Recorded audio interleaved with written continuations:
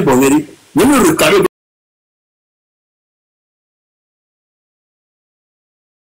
moi c'est quand non avantage numéro parce que on va trouver sur arnaque Monsieur Elia Haute, ne coucouare ma hokberasio, et de se le bidjiri. Ah, même le bidjo, elle est ça, nous le bidjo. Voilà. Il n'y a que le pourquoi général, il y a les essais américains. Et trouver sur arnaque façon, et les copie généralement. Il n'y a pas les taux les antiquités, les dons modernes, mais modernes, nous nous copier à l'intégralité. Les militaires, c'est des gommes. Voyez quand il est Africa Fia, nous sommes Kenyans, la Gobie à 50 pour nous. Non. Voyez les rois, essayez de comprendre la situation que nous les changer. Mais les signataires de Togo, il y a 6 Togo. Alors la cible de là avancée. Il y a autant de là, mais j'ai perdu le fil, qu'il ne voulait interrompre, il perd le fil là. Bon. Ok, Mbabidjo, ne coucouare ma bio 1 minute de l'intervention de Sokmi. Au point benade, il y a que mille bon ya de Kafaka Zandre. Il vaut déjà et n'inde que les agents de la société africaine aujourd'hui le nommé actuellement. À mes sous-bois c'est benade, il y a d'accord le vaut déjà. Vu qu'on le mène le fou, il n'y a idéal. Alors où il y a mes collaborateurs affirmés d'obéir, au fait couple mais quoi, un gros village quoi. Alors qu'au même moment, chaque immobilier, non 2 minutes, à 2 minutes allez. Non, ça pour Améron, pour ne mater non aussi à 2 minutes. Ok, oui. Chaque document soit comme par exemple, Fidien et Africa Banibandia, nous avons moi exemple quand maintenant il y a polygamie tellement avancé de telle manière il n'y a pas de problème qui est so gaba nous so gaba no ma zenyoro yeni sunyo ndele wodo amadi be ya so gana nyuso so ba na ebe copier ebe nyon bule agbandi la fibu ça ne cadre pas avec nos réalités. Bon mina de gomme ibena yebele et nous les voulu la fibu comme copier bêtement. Est-ce que ça résonne avec ce que nous avons comme Elia? Yo so Chine, o so Inde, o so Noa, amon so amele to so pour to pok beregberi, wa to pozane, peut-être avec bebe kekemia, o le améliorer vide. Miawe gbe. Si gbe ko le bebe nyon le diba 50% nyon le diba do ganu amia. Yo o mi le su nyan so mi le sube, o de nyon de kapetingo. Yo mtona do bandi ou, on va dina shilafiwu, nyon bumu la siwa. Nyon wantoa elle a injecté garou foyer mais sans même que tu demandes. Non, nous entendons d'une façon et tout l'a injecté gabo ma bio mais nous que le odo le du gawo tiens et so gava nous que mia tonu sur o escroquer na nous kaka o la bon abi fiese o la bon e nu yawa e mu ko le nyaba ya e mu ko le nyaba ya yo vodede o bo ni su dono ni su gbo non dono ni gbo mia ma dakpena Africa to egbebina. Et les gens de cas le voient, nous sommes les miens de nous. Fouta, moi le copier les voix. Nous avons mis le copier. Et mis les points qui nous. Donc, notre fou. D'accord. Merci beaucoup. Et joli gamine, on que ça de nous sans voix mieux, kaka au mouton. Au mouton. Donc, yemnyane, on est fila pour nous, joli gamine, on est là pour nous. Joli gamine, le micro.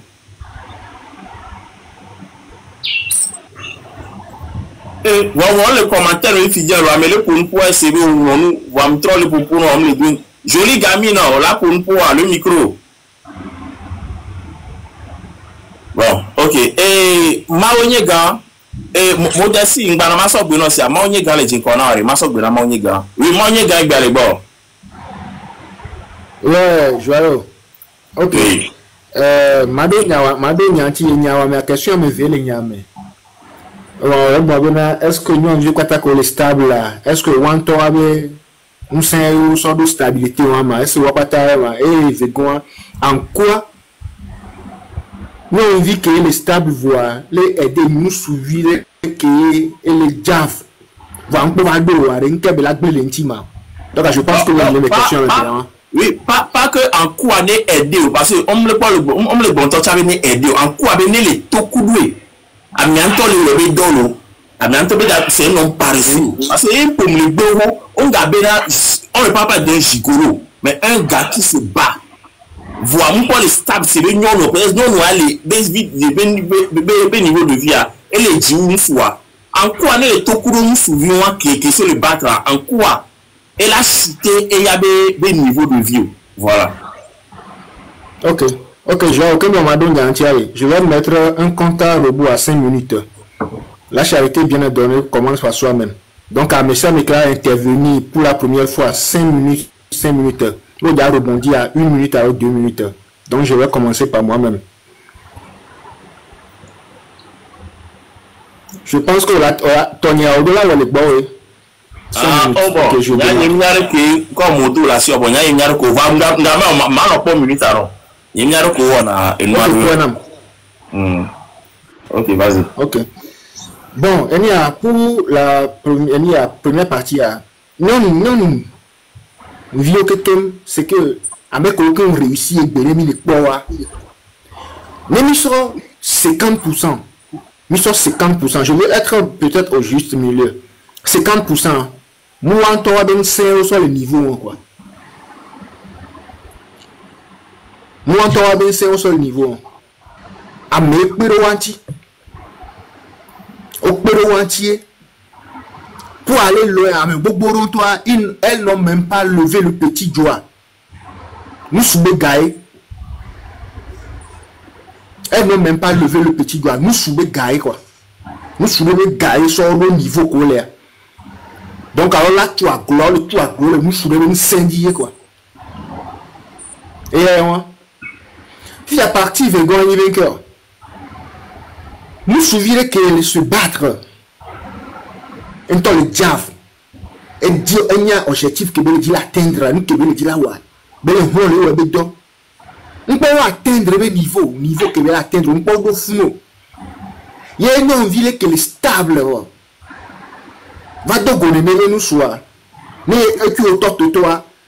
Tu sais, nous il n'y a rien que nous allons bien nous vivre parce que adjacent le stable et adjacent pas le stable et le rôle le web parce que il y a des dollars au dollar de nous. On vient les stables. Les va donc on est nous soit. Les nous soit nous Georgina dit que à zone. Les tables Georgina nous soit et dit que à zone. On la zone, on la cheminée. Ça ne gâte en rien les non vianti quoi. Ni d'Adam ni d'Ève, ça ne gâte rien. Et nous les cas à moi et nous qui a mon pendant le fond le plus souvent il dit bien que nous vivons tomber ou avec côté à mes beaucoup au pendant avec statut. Ben les veilles y a que les avec bon chic il y a chic non chic les que voit déjà bon et les déjà voit on a les veilles moi les no chic c'est là que on a chic les no et côté avec na égoïsme ben y quoi. Vous savez bien. Bon, tu as une égoïsme, mais bon, allez, qui est ma propre, bon, allez, tout, quoi, mais ouais, vous m'avez eu tout là, bina, oh. Mais quel est tout, quoi, les gars, mais à deux, quoi, par rapport à des classes. Donc, à ça, à part ça, il n'y a rien, quoi. Le reste, c'est de l'égoïsme. Vous savez bien. Reste à l'égoïsme. Sinon, le fait que cette fille-là, stable, sort avec un gars débrouillard, ça ne gâte en rien ce que lui, il apporte, hein. Bon, c'est bon. Ok, d'accord. Merci beaucoup. Ouais, parole à qu'on comprend sur 5 minutes, mais merci beaucoup, on est dans le temps. Parce que modestie, oui, modestie. Jolie gamine, Jojo aussi, il y a bon. Ok, va s'en beau, on dit que là, pour Kakam, deux fois de suite, aussi, problème. Modestie est bien le bon. C'est vrai que on est là, c'est pas pour avoir raison. Nyamate tenu proposer, Amrila tenu proposer qu'il est contraire à Tony. Mais on va essayer de s'écouter et d'apprendre. Il va venir planer. Personne ne détient la vérité. On continue. Modestie est le bon.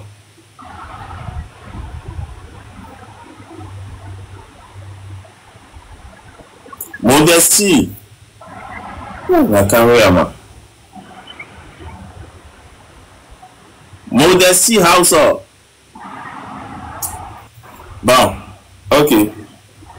Et la béni téléphone question à trop poser question à Nyerene wa Dunchina.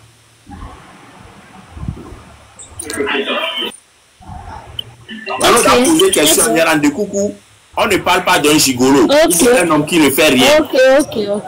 D'accord. Je vais me enseigner. Ok, nous avons Gabi, nous s'exprimer sans nous. Oh, oui, nous s'exprimer. Joao, nous s'exprimer nous aussi. Ok, il y a quelqu'un qui est bien sans. Il y a une benade. Mais ben non. Alors, nous avons vie.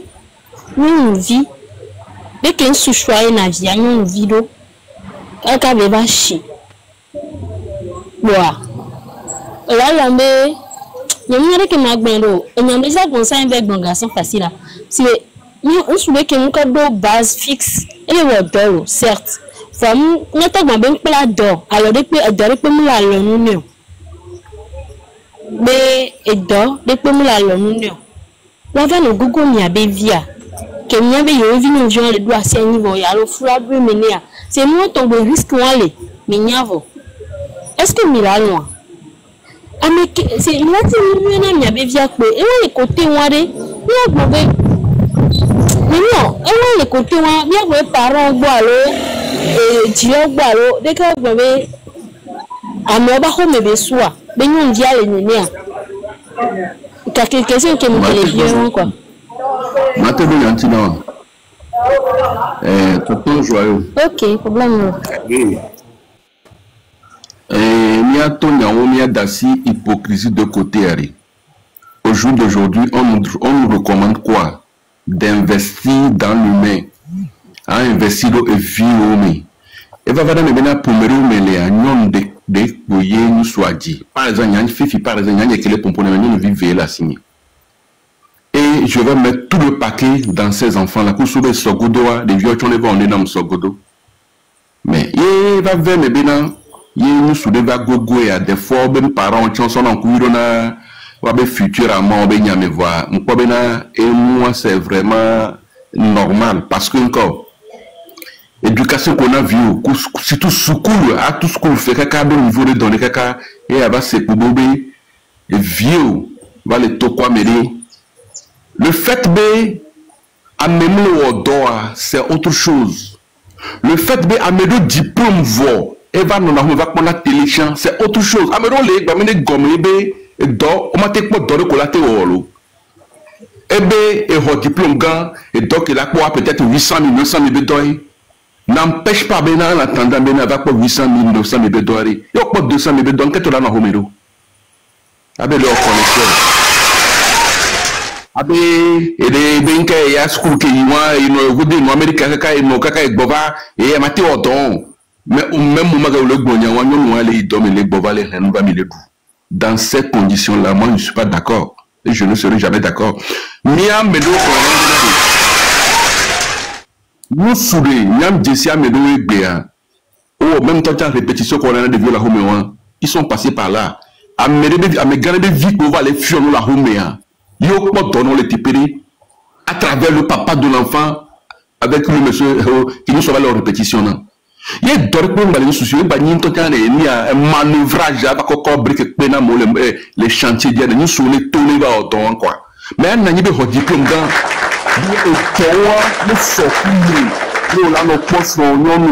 et là il y a et tu n'es même pas capable de tu n'es pas capable de de plaisir de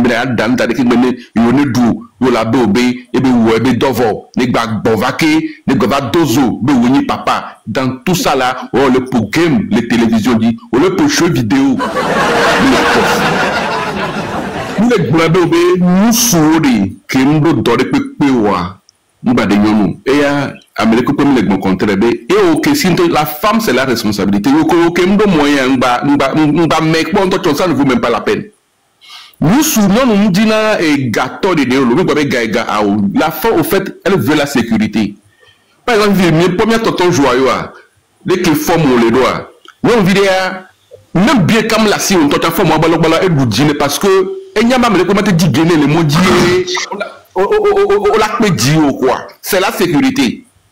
Yé mi a remarqué be ameko ni gabano ni lyon ni samba ilulumea ils nous ont arraché nos filles. Nous on dit si yaolo Le simple fait de quoi avec gabarit, on les poste sécurité le font quoi. Il dit que la fidèle, ancien là-bas là, donc pour nous mais correctement la trop d'eau. Allô. Donc et nous qui nous les bons les fiers et ils ont à Bobby Obé d'homme la messie ouais. C'est un peu ouais, on 5 minutes voir. Ah ouais, on passe 5 minutes, vas-y. Donc, Amedo, ton kobena, il se cache derrière et domme le yosio. Anahume dare, abeleke kuleke, anahume dare, et wachane nous sous tani. Il y a que mes noms à l'eau dolari, nous à tout dodi les va. Il est vraiment la tête période salle de meke et dollar pendant quelque temps. Il la tiahume. Autant d'une façon volontaire, autant à ton ménage de quoi. Et nous qui nous avons un sang, autant la tête nous wekio la home. À quoi devient school tari, autant la tête où on été. À on dit pour l'aider la femme. Mais obé nous sous parce que be school est Harvard, les États-Unis, et dolani et premier ministre et be doye plaie dolani à croiser les bras d'arrêt pas dans home pas non nous. À non mais mon et nous qui à quoi télé à pour vidéo à et on tient des maou quoi. Merci. Merci beaucoup, Bien réalité, au blog de les commentaires, Maro, oui, vas-y, Egbalebo. Je reviens encore. Oui, bon, bien réalité, au dos 3 minutes, tu as 3 minutes, comme ça, Mero, tu vas dire à Pompouniano et virer. D'accord, merci beaucoup. Bon, je pense que au départ, pour nous qui sommes chrétiens, bien ceux qui sont chrétiens, je pense que avant la création de la femme, Dieu a dit créons une aide pour l'homme. Et je pense que cette femme qui est une aide pour l'homme, et déjà la phrase là, une aide, ça veut dire que c'est l'homme qui doit chapeauter en fait. Donc ça veut dire que la femme est là pour aider. Donc la direction du couple et autres là, ça dépend de l'homme. Maintenant, l'homme là ou bien la femme là qui est une aide pour l'homme, et l'homme qui reconnaît que ma femme là, ou bien la fille là, elle est utile dans ma vie, je pense que d'abord, cet homme ne peut rien faire de n'importe quoi envers cette femme-là. La femme aussi, qui sait que l'homme là, qui rentre dans ma vie, parce que la femme qui est stable, je suppose qu'elle travaille. Donc ça veut dire qu'elle est capable de déceler cet homme qui a aussi envie de travailler. Donc ça veut dire que lorsqu'elle va oser aider cet homme, elle saura que son investissement ne sera pas nul. Parce que quelqu'un qui travaille doit voir en l'autre la volonté aussi de travailler. Donc, ce serait facile que cette femme puisse venir en aide à cet homme-là qui a aussi la volonté de travailler. Et moi, je pense que le couple, la définition du couple, la définition du couple, ce n'est pas l'homme à part, ce n'est pas la femme à part. C'est deux individus qui s'unissent pour créer leur monde, pour créer leur environnement. Parce que à part l'homme et la femme, il y a aussi les enfants dans le couple. Maintenant, ce que moi j'aimerais dire pour terminer, c'est que notre société, on n'a pas toujours hérité de bonnes choses de notre civilisation, pas forcément. Il y a aussi des mauvaises choses. Donc si on veut forcément se fier à ce qu'on nous a toujours enseigné, ou bien à ce qu'on nous a toujours donné comme éducation, on peut être en erreur. On peut se corriger des choses en fonction de ce qu'on comprend de l'actualité. Donc je pense que il faut quand même, on ne peut pas, en tant qu'homme, tu ne peux pas investir n'importe comment dans la vie d'une femme. Et je pense aussi qu'en tant que femme, tu ne peux jamais investir n'importe comment dans la vie d'un homme. C'est ma conclusion. Ok. Merci beaucoup. Vie réalité. Modestie, tu es là? Modestie, Oléa. Là, on a la parole là. Oui, je suis là. Ok, d'accord. Eh bien, bon. D'accord, merci. Il y a quelqu'un qui m'a maintenant, exemple, dans l'exemple, je suis souvent. Et non, il y a une fille, par exemple, là, moi, là, mona batik mona tente bavon mpana dachan fifia ne to kunu su video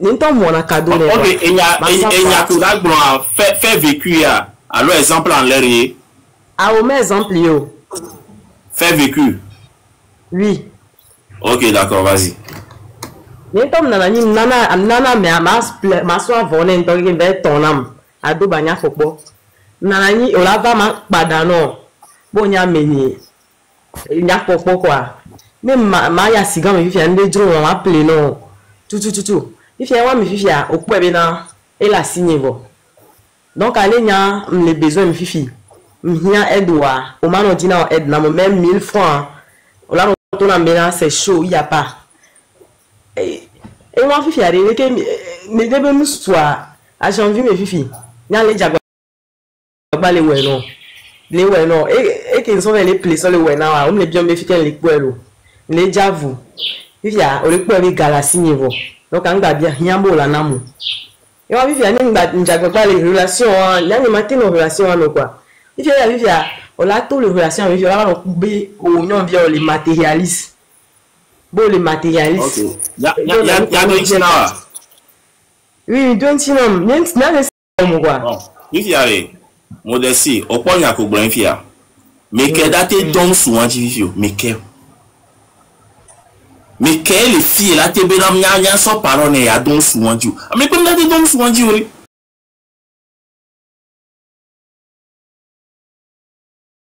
une version la fiwa mo expliquer na et noir et nyali ke be lero fifia o la no po be na réunion via be gakwe e gaé mi die bébé me lesio et moi que la bien jérika ni lesio je vais me lesio quoi et chali jagwa bali wodo fifia ya le dit la so be gala réaliser be mo nya ndo ne pe la réaliser a fifia le o la be nyom bien les matérialistes tu vois on a fait gâcher végétal né quoi au pas wa ko le blanc oui au pas wa ko le blanc déjà bena ko be ne be o pe nansi o na nu ya ne o na cadeau ne nu ya kweto wa déjà nyanda ba logique melo musu be doa que eyala normalement au lewe ça veut dire que tu fais plus que il ne fallait ça veut dire que déjà funwa normalement ne yamate wo e ko le wa au moins il est dans l'obligation de faire le minimum.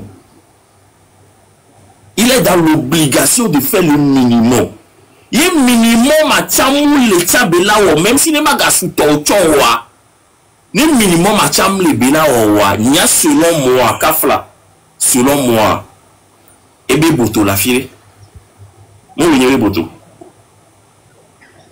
Selon moi, à mes ça me tchalate pour l'énergie. Ebe boto la fire. Nyani ni nyam de quoi. On y a boto officiel. Parce que ne oboto o jabagba o le wonde par amour na nsu kebe ni financièrement ye eto gare mo ba do kwa be na même 1000 francs allo 2000 allo 5000 kebe na la no besoin mais quoi chaque temps c'est vrai on a bien moment mais là tebe me laisser ça arrive voir chaque temps on le alors que e on adore on y boto ni ala me ko chocho la te interview nya ke le glomea o la gbonyere nya ko bi o mi be boto e be boto la fire ko fifia ni nya ko e ya me fifia maga po nu sule ma to clip pa ma lo ma jean on da des gâteaux wa ne o mi da des gâteaux wa ni na ni quoi me lo be o le yombe matérialisme jean m'kambe la signe o ba e la signe ba ma bio ne agent bi mo le na no va di ma la na ma ne on da na mo wa ni na donc on a gobi na par exemple no kwa mri fije ko a on da ga no chantier oui ngana do ngana mais peut-être on le bon anniversaire on da ga no chantier ko c'est quoi alors gentillesse à Didi Koto c'est ton choix ya ameyo miawo janu yo oui l'immobilier ngana ça donc et moi c'est ton choix donc ça dit que non va devoir minuit c'est venir que voilà ça c'est son pour hier oh on qu'est voilà Ngira ago Kenya mchido la c'est si sorti ni. Et que mon banya mignon, nous la tester oui. Mais tester wa. Ne otom de gâteau wa. Donc allez écouter tout quoi les pour na nere. No we nam tia la ko be nya yima no wafuma. La ko nya ma no wafu. O sea. Bon OK, c'est une parenthèse. Nya so gbe na dodo. Merci. Ouais. Oui, dodo vas-y, Egbere bon. Ouais, bonjour là. Oui, bonjour. Ok. Maintenant, on va au débat, mais bon. Tata la bénite, oui, je pense bien. Et qu'elle pose des questions, lesquelles on va au débat, mais. Donc, à mon donc,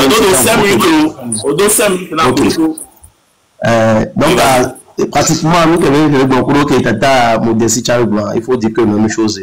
En fait, dans les cas de relation, mais même dans relation, mais c'est le cas. À mes sœurs, nous avons que les 10 autres, nous avons. Est-ce que nous nous soudions à chérir, à Merck, elle va d'avoir une relation, alors, elle va dans ses souvenirs. Donc, très souvent, on prête l'attention à côté. Est-ce que la personne elle est là pour se sentir, alors, elle va d'avoir une relation. Parce que nous dit qu'on va aux deux relations, mais qu'on doit nous sérieuses de comment. C'est des deux côtés ou bien côté les quatre, oui. C'est des deux côtés, alors sur le côté pour les grands. En fait, comme la majeure partie, on a tendance à voir que nous va se profiter là. Nous avons dit là, côté nous côté c'est des collatés non. Après, nous va profiter en sous sexuellement. Nous tient en héros. Et bon, vu que pendant la diambe, pour le moment, il est attaqué. Mon dos attaqué, ouais. Et les seigneurs, nous sur le tafou, il est quoi. Et là, il y a combien là? Au-delà au Kenya, nous avons une relation qui est. Est-ce que, au-delà de relation, on se souvient pas d'avoir une relation sérieuse, il y a, alors il va profiter dans le sexe pour les dire. Non, mais qu'elle dit, c'est ça. Mais, puis qu'il y aurait quelqu'un, bon, et bien, c'est savoir. Nous avons investi dans nous avons. Mais Amérique va d'avoir une relation sérieuse. Tu vois que la personne, ça dit, elle est là, mais même temps, on les vient, les mondes là, nous bien, nous sommes nous non. Et là, sur notre démerdé, là, on a apprécié, il faut dire qu'il veut leur bon. Bon, Amérique, c'est que Tata Modestie, on a cadeau, on a, il faut voir, bon. Avant retour, il y a bien 1000 francs, ils sortent des histoires et tout. Et on a des cas, c'est que vous, genre, nous sommes à dos, pour la fibre, qui est investi à moi, donc, nous avons gagné les wabos, il se dit que bon, nous qui allons dire, nous, la nania, basta. Donc, c'est un peu ça. C'est pareil aussi de l'autre côté. Il y a un choix, dans le monde, on a accusé, on vient voir, ok, on doit aller forcer relation. On doit relation, c'est quand il y avait, nous, nous vient, nous devons nous bon, peut-être avec Gako, ça va encore, alors, et améliorer, forme ordinaire, alors, il y a deux relations, à deux rapports, des cas, des quoi. Bah, nous sommes les investis dans relation avec quelqu'un. Maintenant, pas fini, tu te dis que des vies à les sérieuses. Non, dis-nous. Même si pas, quelqu'un 2 semaines à nous, bon, en tout cas, d'un côté, il y a pour 2 semaines, nous, qu'on dit les relations à manière. Regardez, mais son nom va encore, dès qu'on veut réagir, je sais que, ok, à mes relations, tout le monde, ça dit, on va, à mes chers, des fois, il y a nos vies, excusez-moi le terme, nous ne c'est bon, on a naïf, parce que, c'est là qu'elle se donne un fond dans la relation, il y a pas fini, voilà, on va mais ok, peut-être non, les bonhommes dans ces goûts. Donc, il va falloir que les gens essaient son relation. Souvent, il y a aussi quelque chose, nous, discuter, non, nous, sous bois, prendre le temps, on a bien la question, allons, pas pour un peu qui on veut déjà pour le téléphone du rôle il y a mais à la home à nos questions les cas véro à nos bien on va regarder l'ennemi va bon nous que bonito et pour là quoi après l'ennemi de discussion c'est sur téléphone or dès que nous sommes beaucoup au téléphone dia mais Amel en face non les bien questions réaction dès que Amel demande dia on a tête de célébriter Amel en doit me sur et là autant la nyane qu'on a investi dans relation avec une deux fois relation avec pas au moment c'est vivre parce que on dort on est prévu on est prévisible on y avait mis à on a une comportement à se retirer. Donc, c'est ce que moi je veux ajouter. Merci. Je pense que je suis dans le temps. D'accord. Merci. On a nyake au blanc. Et Joado, on les nyame, et Joado. On vire, on garde la parole. Le nyame. Ok. Joao. Oui. Joao. Joao. Joyeux. Laissez. On est pas content de bout là. Un peu content de bout là. Et bien pour vous aller me lancer au bout. Ah, on est quoi les uns. Time encore vendre temps. Every time encore voir comme pour voir. Voilà. Les uns. Oui, ok. Eduardo. Oui, merci beaucoup encore pour la parole. Et nous,